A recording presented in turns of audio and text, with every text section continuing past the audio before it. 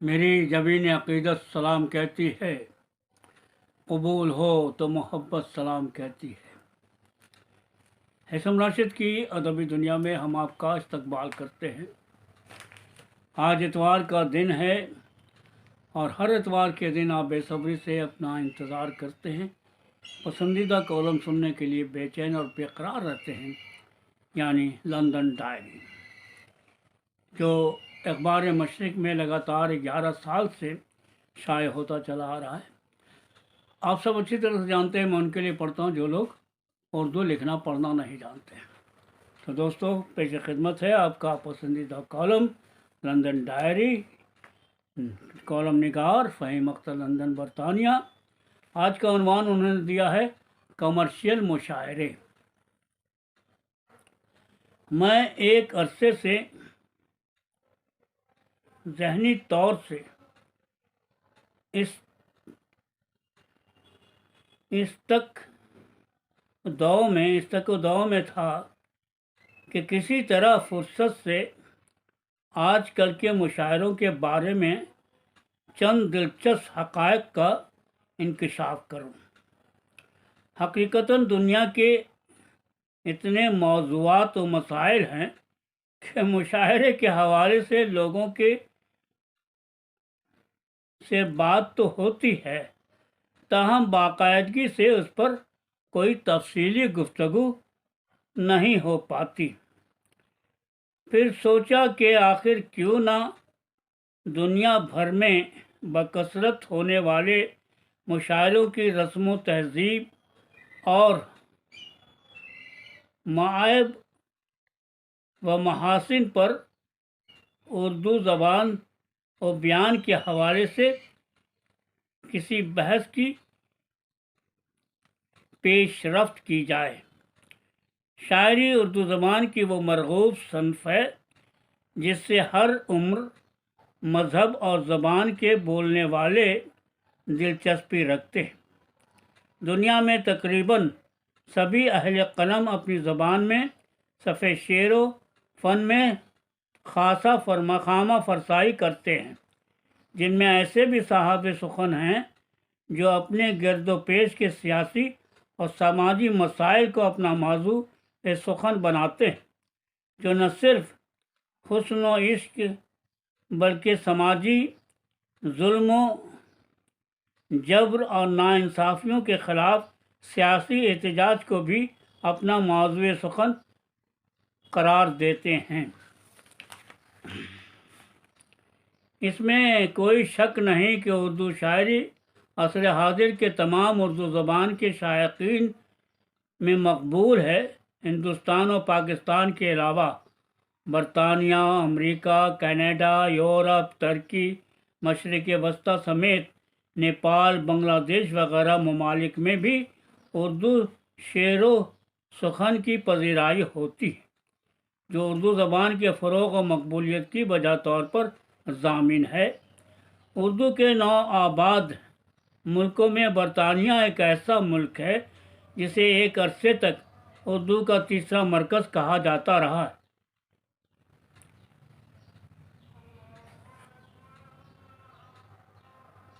یہاں دیار مغرب کے اردو شاعراء میں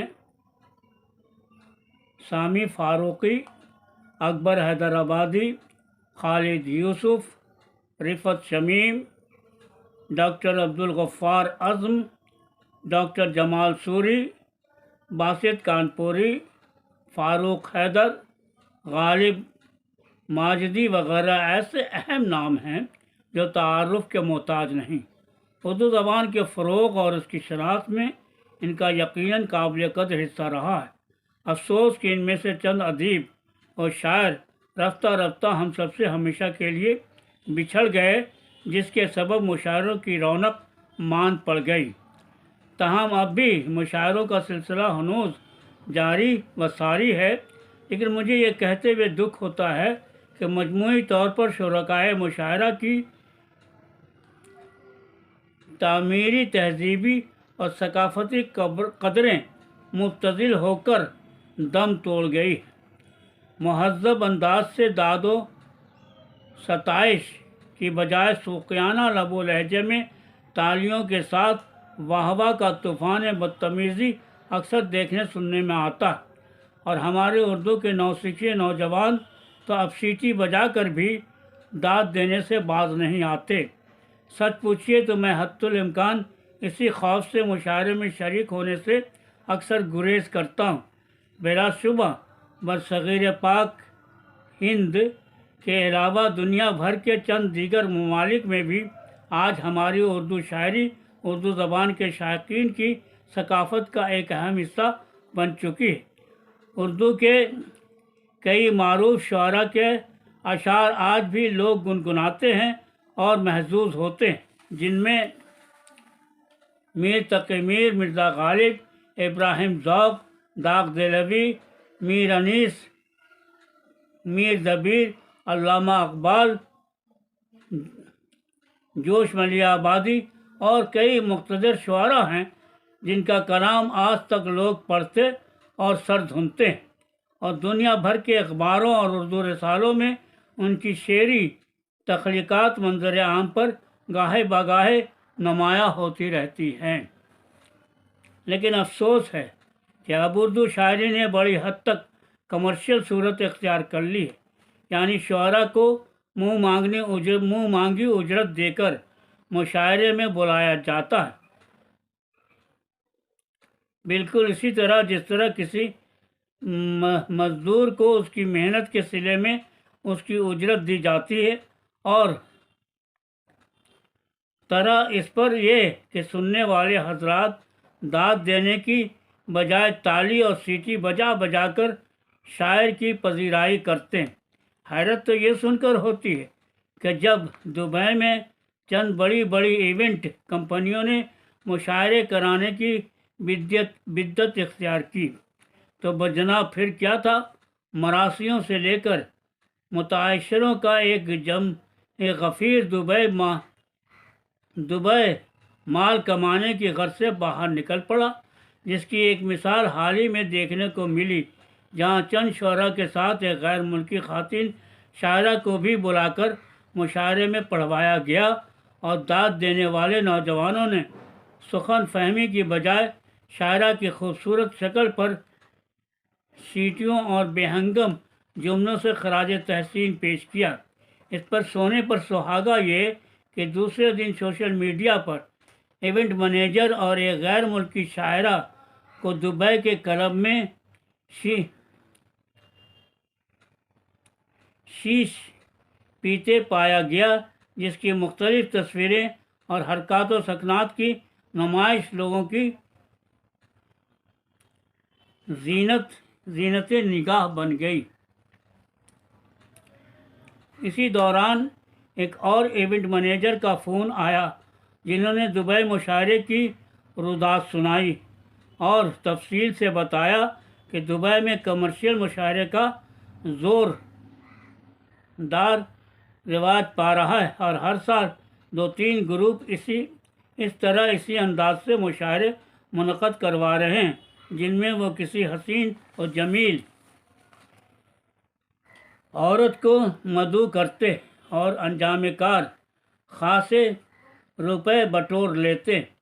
اس کے علاوہ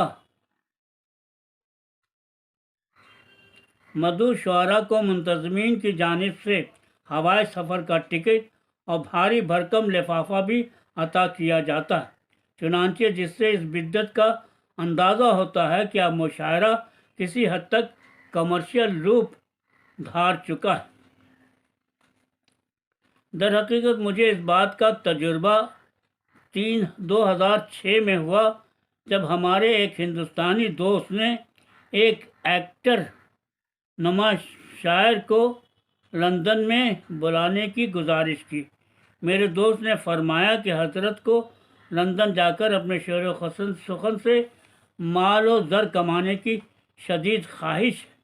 حقیقت یہ تھی کہ موصوف نے محض اپنی گرجدار آواز میں ماں کو موضوع سخن بنا کر جذباتی انداز سخن سے لوگوں کا اپنا گرویدہ بنا رکھا تھا۔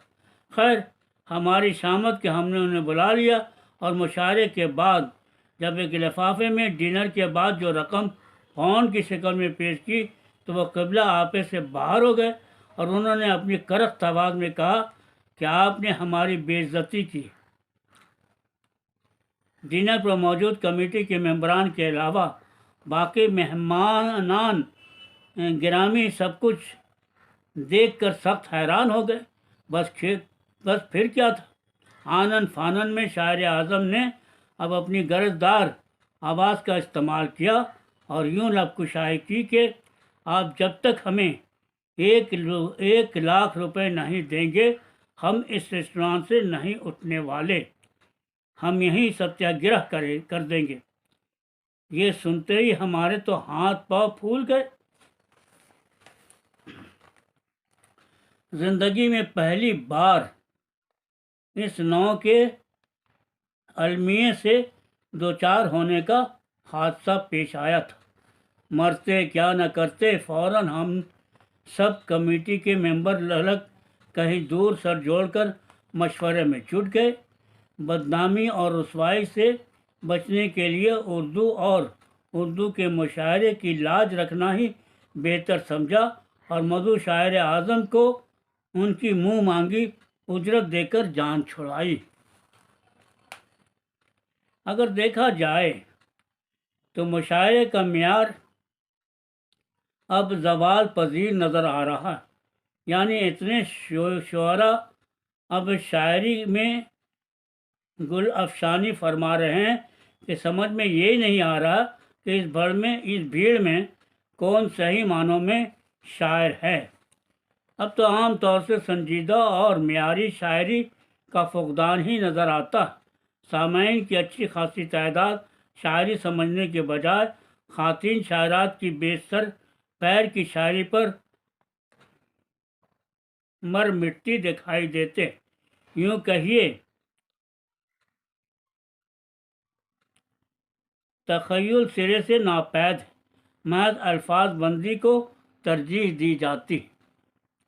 سوشل میڈیا جس طرح نئے پرانے شعراء آئے دن تعارف ہو رہے ہیں، اس سے بہرحال یہ خوشی ضرور ہوتی ہے کہ اردو ادب میں جتنے شعراء ہیں شاید اتنے کسی اور زبان میں نہیں ہیں، لیکن وہیں یہ خدشہ بھی لاحق ہے کہ شعراء کی اس قدر بہتات کہیں اردو فکر و ادب کے لیے غیر افادی نہ ثابت ہو، کیونکہ اس خدشے کی سب سے بڑی وجہ یہ ہے کہ آج کے دور میں فکر و سخن کی تعمیری مقبولیت کو تاجرانہ معیار پر پرکھا جانے لگا ہے، یعنی جو شاعر جتنی تعداد میں مشاعروں میں بلایا اور پڑھوایا جاتا ہے اسی قدر وہ ممتاز و اعلیٰ شاعر شمار کیا جاتا ہے۔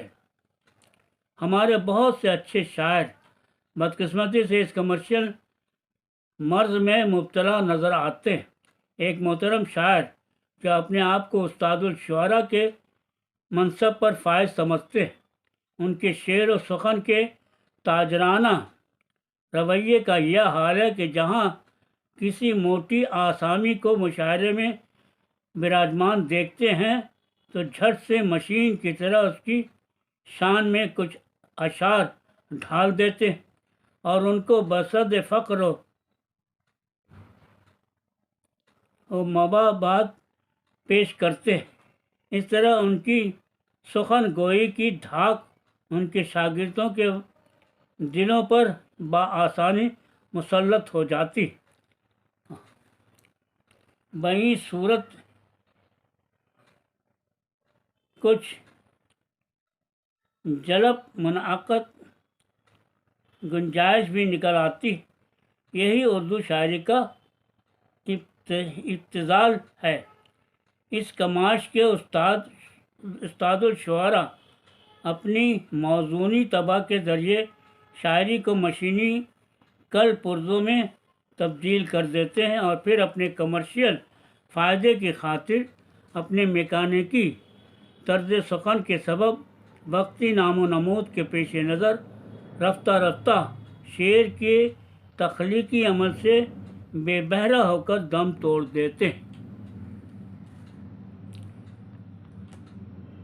ان نامساعد حالات میں بھی بہرحال وہ تمام شعرائے اردو جنہوں نے اپنی شعری تخلیقات سے نہ صرف اردو زبان کے فروغ اور ان کی نشو و نما میں ایک اہم رول ادا کیا ہے، بلکہ اپنے فکر و فن اور ادبی کاوشوں سے اردو زبان کی مقبولیت میں اضافہ کیا ہے، وہ سب صد لائق تعریف۔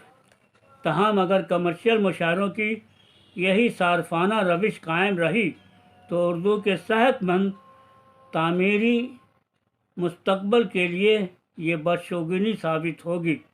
پھر شاید ہر کوئی متعاشر کی کسی سے لکھوا کر ایک بھاری بھرکم لفافے کے عوض اردو شاعری کے ساتھ بددیانتی اور ناانصافی کرے گا، جو مستقبل میں بھی ایک نہایت ہی افسوسناک انجام پیش خیمہ ہوگی۔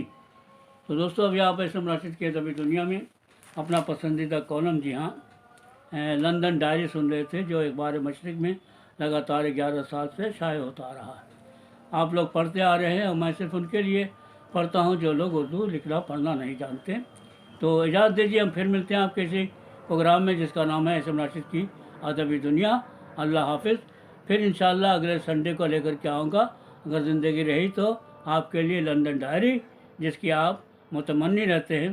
تو اجازت دیجیے، پھر ملتے ہیں آپ کے اسی پروگرام میں، یعنی کہ اسم راشد کی ادبی دنیا میں۔ اللہ حافظ۔